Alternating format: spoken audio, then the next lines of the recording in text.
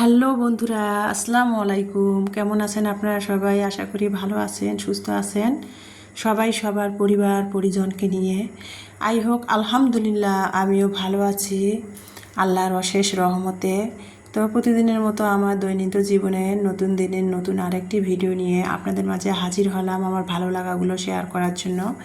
তো সকালবেলায় আমি দেখতে পাইলেন আজকের ওয়েদারটা দেখালাম। এখন বাজে 7:30। তো মানে রোদও না বৃষ্টিও না, আকাশটা খুব সুন্দর আর কি। তা যাই হোক, তারপরে কিন্তু রাতের বেলা কিন্তু আমি একটু চিজ পাস্তা মেয়ের স্কুলে দেওয়ার জন্য, আজকে মেয়ে স্কুলে যাবে, মানে গতকালকে স্কুল গিয়েছিল না, তো মোবাইলে মেসেজ আসছে স্কুল থেকে আইডি কার্ড দেওয়া হয় নাই। তো আইডি কার্ড যারা পায় নাই, আইডি কার্ডগুলো তাদের মানে অফিসে, স্কুলের অফিস কক্ষে যে সংগ্রহ করতে বলতেছে। তো মেয়েকে রেডি করালাম, মেয়ে রেডি হচ্ছে স্কুলে যাওয়ার জন্য। আর এখানে আমি চিজ পাস্তাটা রাতে বানিয়ে রাখছিলাম মেয়ের স্কুলে টিফিন দেওয়ার জন্য। তো সেটা আর কি মেয়ে গরম করে মেয়ের স্কুলে টিফিন দেওয়ার জন্য গরম করে নিলাম। আর বড় মেয়ে বলতেছিল যে একটু সেমাই দিয়ে দুধ খাবে। তো দুধ দিয়ে সেমাই রান্না সকালে খাইতে চাচ্ছিল, বলছে আম্মু প্রতিদিন রুটি ভালো লাগে না খেতে। তো সেই জন্য আর কি ও নাকি দুধ সেমাই মুড়ি খাবে।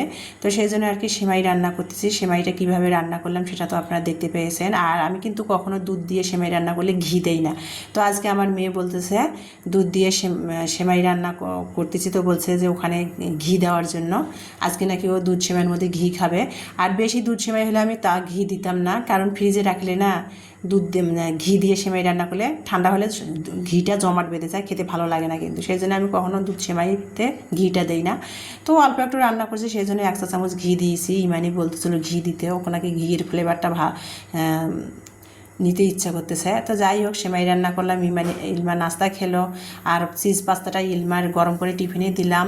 আর প্রতিদিনের মতো আজকেও আর কি সকালে উঠে আগে মেয়ের টিফিন তৈরি করলাম, নাস্তা বানালাম। আর মানে এসবগুলোর ভুসিটা ভিজাইছিলাম না, সেটা আর কি এখন ভিজিয়ে রাখতেছি। ছোটো ইলমাকে স্কুলের অটোতে তুলে দিয়ে এসে তারপরে আমি এটা খাবো, ততক্ষণ এটা ভিজবে। তো 1 গ্লাস পানির মধ্যে 1 চা চামচ আমি এই সবগুলোর ভুসি, চিয়া সিড আর এখানে তোকমা 3টা মিশ্রণ একসাথে আর কি মিশিয়ে রেখে দিয়েছি বক্সে করে। সেটা ভিজিয়ে পানি দিয়ে রেখে দিলাম। দিয়ে তারপরে আর কি ইমানিকে বললাম যে তুমি একটু চা বসিয়ে দাও, সকালে তো আম্মুর আবার চা না খেলে হয় না। তো ইমানিকে বললাম তুমি দুধ প্যাকেট থেকে ঢেলে নাও কৌটার মধ্যে।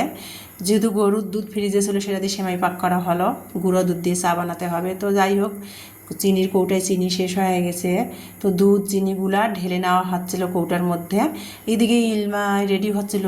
তো আর এদিকে ইমানিকে বললাম তুমি একটু চা বসিয়ে দাও, মা বোনকে স্কুলের অটোতে তুলে দিয়ে এসে নাস্তা খাবো আমরা।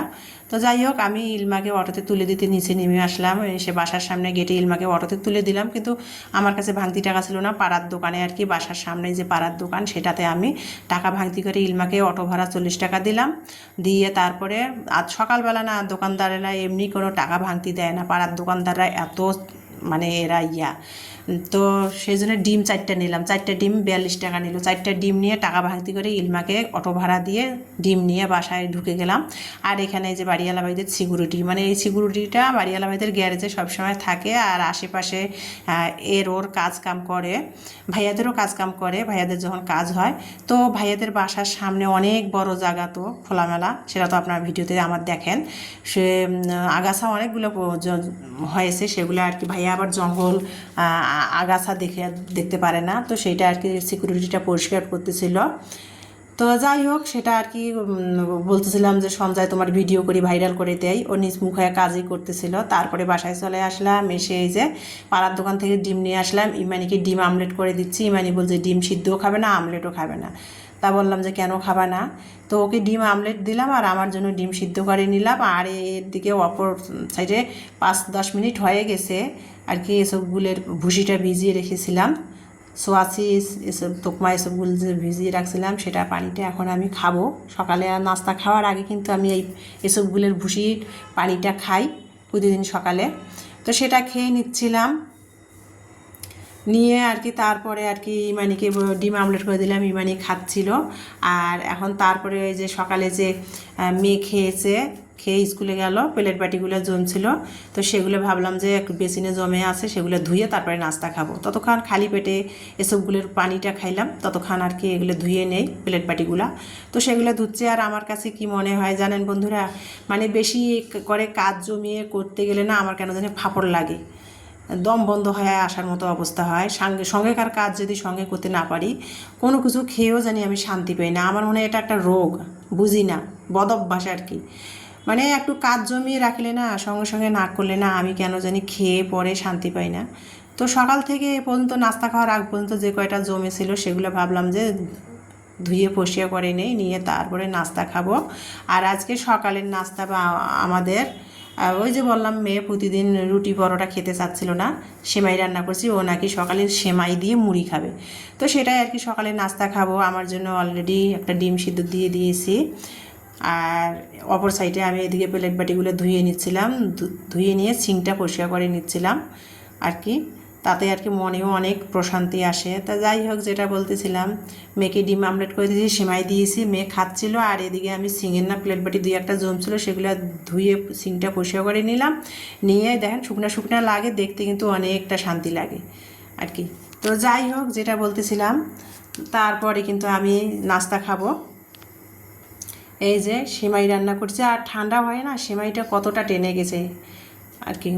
তো যাই হোক, সেমাই খাবো আর কি, আমরাই তো খাবো, সেমাই খাবো। আর আমার জন্য ডিম সিদ্ধ করে নিয়েছি। আমি তো আবার ডিম সেমাই মুড়ি খাবো। আমি তো আবার ডিম আর কি টমেটো সস ছাড়া খেতেই পারি না, আমার কেন জানি ভালো লাগে না ডিমের স্মেলটা।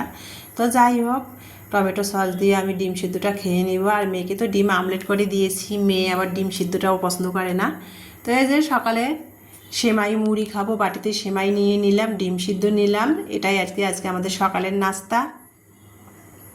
তো এই যে তারপরে আমি এই যে নাস্তা নিয়ে সামনের রুমে চলে আসলাম। টিভিতে মানে আগামীকালের গতকালের যে নিউজগুলো সেগুলো দেখতেছিলাম আবারও। মানে কালকে রাতেও কিন্তু রাত 1টা পর্যন্ত আমি এই নিউজগুলো দেখেছি, নতুন আপডেট আর কি, নিউজগুলা কি হচ্ছে না হচ্ছে, সেই উত্তরাতে যে আগামীকালকে ঘটনাটা ঘটেছে কি হচ্ছে না হচ্ছে, নিউ আপডেটগুলো পাওয়ার জন্য আমি টিভি সেটের সামনে বসে নাস্তা খাচ্ছি আর নিউজগুলো দেখতেছিলাম। এই যে, তো বসে বসে বিছানার মধ্যে নাস্তা খাচ্ছে, নিউজগুলো দেখতেছিলাম, সেটাই আপনাদের সাথে শেয়ার করতেছিলাম আমার ভালো লাগাটা। আর কি বলবো বন্ধুরা, এখন তো সারা বাংলাদেশে শোকে শোকাহিত। আর কি বলবো, ব্যাখ্যা করে বলেন আপনি, আমি, আমরা আমরা সবাই এই মর্মান্তিক ঘটনায় সবাই শোকে শোকাহিত, দুঃখ প্রকাশ করতেছি। আমরা সবাই, সবার চোখের পানি আমরা কেউ ধরে মানে আমাদের চোখের পানি আমরা কেউ ধরে রাখতে পারতেছি না। আগামীকালকে যে উত্তরাতে যে ঘটনাটা প্লেন দুর্ঘটনায় ঘটেছে, সেটা তো আমরা সবাই এখন ভাইরাল হয়ে গেছে, সবাই এখন এটা দেখতেছি টিভি সেটে, মোবাইলে নিউজগুলা। তো সেটাই আমি আর নতুন খবর আপডেট পাওয়ার জন্য আর কি আমি টিভি সেটের সামনে বসে নাস্তা খাচ্ছিলাম আর দেখতেছিলাম। আর এদিকে আমি তারপরে নাস্তা খাওয়া শেষ, তারপরে কিন্তু আমি অফ ক্যামেরাতে অন্য অনেক কাজ করে নিয়েছি। আর মানে গতকাল থেকে কিন্তু না, বিশ্বাস করবেন কি না জানি না, আমার হাতের মধ্যে সেরকম কোনো কাজেই উঠতেছে না, বুঝছেন। খাইতেও হচ্ছে, তাই খাচ্ছি, কিন্তু হাতের মধ্যে কাজ উঠতেছে না। খালি টিভি সেটের সামনে বা মোবাইল খুলে বসে আছি নতুন খবর গুলা পাওয়ার জন্য, যে কি হলো কি না হলো, সেই নিষ্পাপ ফুলের মতো প্রাণগুলার কী অবস্থা, সেই ছোট্ট ছোট নিষ্পাপ শিশুগুলার কী অবস্থা, মানে নতুন আপডেট পাওয়ার জন্য খবরগুলো আমি টিভি সেটের সামনে বসে দেখতেছিলাম। কোনো কাজেই আর করতে ভালো লাগতেছিল না। তো যাই হোক, মেয়েদের জন্য রান্না করতে হবে। আজকে রান্না করব কাঁঠালের বিচি আর পটল দিয়ে তেলাপিয়া মাছ। তো তেলাপিয়া মাছটা লবণ হলুদ মরিচ মেখে আমি এখানে ভালো করে ধুয়ে লবণ হলুদ মরিচ মেখে ফ্রাই প্যানে তেল দিয়ে গরম করে ভেজে নিচ্ছি, ভেজেই একটু পটল দিয়ে রান্না করব। তো যেটা বলছে ভেজে রান্না করলে না আমার মেয়ে দুইটা একটু খায়, আর কষিয়ে রান্না করলে তো নষ্ট করে, তো সেটাই আর কি ভেজে রান্না করতেছি। মাছটা ভেজে আমি আর কি মশলা কষাচ্ছিলাম, আর অপর পাশে ওই ফ্রাই প্যানে আর কি মাছ ভেজে নিলাম, যে ওই ফ্রাই প্যানের মধ্যে না আমি পটলগুলো একটু টেলিয়ে নিচ্ছি, তেল দিই নেই অবশ্য, পটলগুলো টেলিয়ে নিচ্ছিলাম। আর পটল টেলালে না কি হয়, পটলের যে কাঁচা যে পানিটা সেটা টেনে গেলে সেই পটলের তরকারিটা খেতে ভালো লাগে আমার কাছে বিশেষ করে। তারপরে কাঁঠালের বিচিটা ভাবলাম যে পটলটা টেলিয়ে নেওয়া হয়ে গেছে, ভাবলাম যে অপর সাইডে মশলা কষিয়ে কাঁঠালের বিচিটা আগে কষিয়ে নেই, তারপরে পটলটা দেবো। তো কাঁঠালের বিচিটা আমরা যে রেগুলার যে তরকারিতে মশলাগুলো খাই সেই তো মশলাগুলোই দেওয়া হয়েছে, রসুন বাটা, লবণ, কাঁচামরিচ বাটা, হলুদ, পেঁয়াজ। তো যাই হোক সেগুলো মশলাগুলো দিয়ে মশলাটা কষিয়ে কাঁঠালের বিচি কষিয়ে তারপরে পটলটা টেলিয়ে নিলাম, পটলটা দিয়ে তারপরে কষিয়ে ভালো করে তারপরে পানি দিলাম জালের জন্য। আর এখানে আমি বেগুন ভর্তা বানাবো আর কি। বেগুন যদিও কম খাওয়া হয়, বাজার থেকে বেগুন নিয়ে আসা হয়েছিল, তো সেই বেগুন আর কি 2টা ভাজি খাওয়া হয়েছে, একটা ফ্রিজের মধ্যে পড়ে আছে। তো টাকা দিয়ে কেনা জিনিস নষ্ট করে তো লাভ নাই, তো ভাবলাম যে সেটা ভর্তা বানিয়ে নেই, আমি না খেলে আমার মেয়েরা খাবে, আর খাইলে খাবো একটু। তো সেটা আর কি বেগুন ভর্তা বানাচ্ছিলাম, বেগুনটা ভেজে তারপরে ভর্তা বানাবো। তো বেগুনটা কীভাবে কাটছি সেটা আপনারা দেখছেন, পাতলা পাতলা করে ঠুয়া ঠুয়া করে পাতলা পাতলা করে কাটছি। কেটে বেগুনটা আমি ধুয়ে তারপরে ফ্রাই প্যানে আর কি আমি 1 চা চামচের মতো আমি সরিষার তেল দিয়ে বেগুনটা ভেজে নিচ্ছিলাম। কাঁচামরিচ দিয়েছি, 5-6টা রসুনের কোয়া দিয়েছি, আর 2টা দেশি পেঁয়াজ ঠুমা ঠুমা করে কেটে দিয়েছি, দিয়ে বেগুনটা দিলাম। তারপরে এখানে তেল দেবো, কোনো রকমের পানি দেবো না, হালকা জাল দিয়ে লো হিটে আর কি বেগুনটা আমি ভেজে নিব। 1 চিমটিরও কম হলুদের গুঁড়া, একটুখানি লবণ দিয়ে আমি বেগুনটা ভেজে নিচ্ছিলাম লো হিটে আর কি। বেগুনটা আর কি ভেজে নিব, নিয়ে তারপরে বেগুনটা আজকে ভেজে ভর্তা বানাবো। আর চুলায় যদি রান্না করতাম, চুলার মধ্যে কিন্তু বেগুনটা পুড়িয়ে ভর্তা বানালে সেই মজা হতো। কিন্তু চুলা ছাদের মধ্যে বাড়িওয়ালা ভাইদের রান্না যদিও খালা করতেছে, যাবো না, ছাদে উঠতে ভালো লাগতেছিল না, আর সিঁড়ি উঠানামা করলে না আমার মেরুদণ্ডতে খুব ব্যথা হয়, সেই জন্য আর ছাদে উঠবো না। তো বেগুনটা আমি এভাবে যে ভর্তা বানাচ্ছি ভেজে, এটাও কিন্তু পোড়া বেগুনের ভর্তার মতোই স্বাদ লাগবে। আর সিদ্ধ করে যে বেগুন ভর্তা বানায় সেটার কিন্তু স্বাদ অন্যরকম, আর এভাবে বেগুন ভর্তা বানালে এটার স্বাদ আলাদা। আর যে মানে মাটির চুলায় বেগুন পুড়ে ভর্তা বানানো যেটা হয় সেটার কিন্তু স্বাদ ফের আবার আলাদা, মানে এক একটা এক এক রকমের স্বাদ হয়। তো যাই হোক আমি বেগুনটা ভেজে তারপরে ভর্তা বানালাম কীভাবে সেটা তো আপনারা দেখলেন।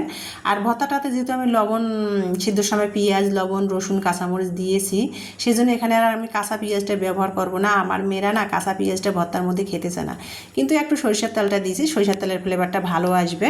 আমি অনেক সময় ভর্তাতে সরিষার তেলও দিই না, ওই সিদ্ধর সময় ভর্তা করলে সরিষার তেল দিই। তো একটুখানি ইমানি বলছে আম্মু দাও, সেজন্য দিলাম। আর এদিকে অপর সাইডে ভর্তা হয়ে গেল, আর চুলার মধ্যে এদিকে আমার মাছের তরকারিটাও হয়ে গেল। তো মাছের তরকারিটার লবণ ঝাল চেখে দেখে তারপরে একটু ভাজা জিরার গুঁড়া, প্রতিদিনের মতো আমি যেহেতু মাছের তরকারিতে মাংসের তরকারিতে ভাজা জিরার গুঁড়োটা ব্যবহার করে থাকি, তো ভাজা জিরার গুঁড়াটা দিলাম ফ্লেভার ও স্বাদের জন্য, দিয়ে তরকারিটা নামাই নিলাম। পটল, কাঁঠালের বিচি দিয়ে তেলাপিয়া মাছ ঝাল ঝাল ঝোল, ভাত আর বেগুন ভেজে ভর্তা বানিয়েছি। তো এইটা দিয়ে আজকে আমরা দুপুরে খাবো। তো এইটাই আমাদের দুপুরের খাবার। তো এই যে এখন বাজে দুপুর 2:30, দুপুরের খাবার খাচ্ছি অলরেডি, কিন্তু অফ ক্যামেরাতে ধোয়া মোছা অন্য